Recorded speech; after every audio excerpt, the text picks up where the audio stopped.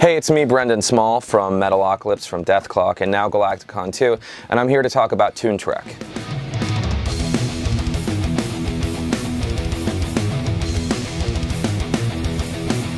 My experience with Toontrack is that I discovered it in the early stage of production for Metalocalypse in Season 2.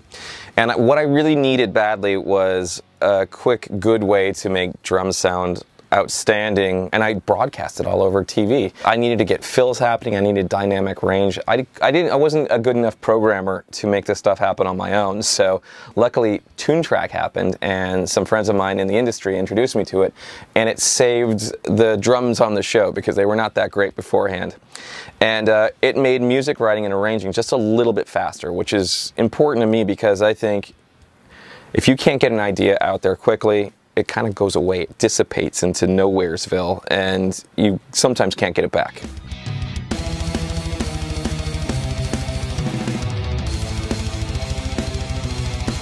Before Toontrack, my demos were not nearly as good. I had very limited, clunky kind of drums in the first season of Metalocalypse because of it. So, and it's hard. It's really hard. Not a lot of people have the ability to have a budget and just to bring a drummer in constantly. We just couldn't do it. We could only do it for the record. So what I needed was something that sounded great and I could get it up and running quickly with my minuscule brain. I've been using Superior Drummer exclusively for the last 7 years or so. I keep gravitating towards the Gene Hoglan pack, which is in the Metal Foundry.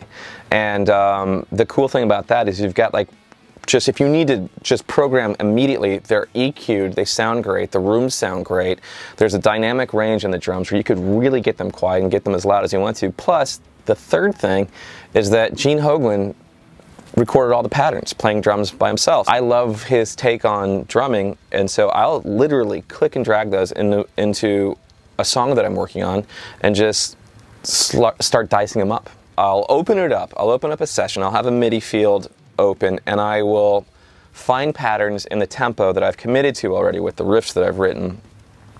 Or I'll just bring in something that's keeping time for me. Just like, you know, just like 16th kick drums and then snares on the 2s and 4s, something that simple. And I'll start writing. I'll just start writing. I need a song in a certain tempo, so I'll establish the tempo. And I'll start writing riffs, and as I'm writing the riff, I start getting into the MIDI field. I'll double click on just the preset and I'll just start tailoring that to my riff. And that to me is the way you arrange all songs. You have to have drums and rhythm guitars doing stuff together.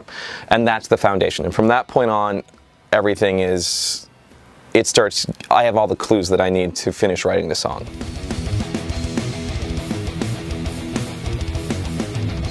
I'm really looking forward to Superior Drummer 3 because Superior Drummer 2 did a lot of the work for me. On TV, for example, I have to deliver stuff very quickly. And I don't have time to take aux outs of every single drum and compress or put reverbs or put all kinds of stuff on them to make them feel like a living, breathing kit.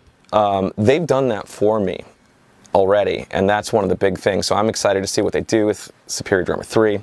And I'm excited to tackle the Drumception challenge with Gear Gods and Toontrack.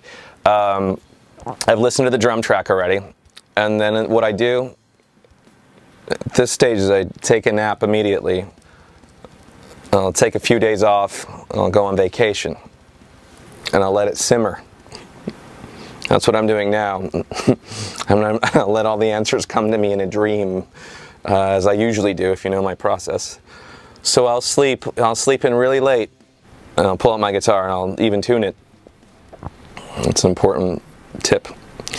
And I'll just attack this mother like no one else has. It'll be really fun to play with Virtual Dirk. So I look forward to, I've got a lot of little ideas, and I'm interested to see if they all fit in.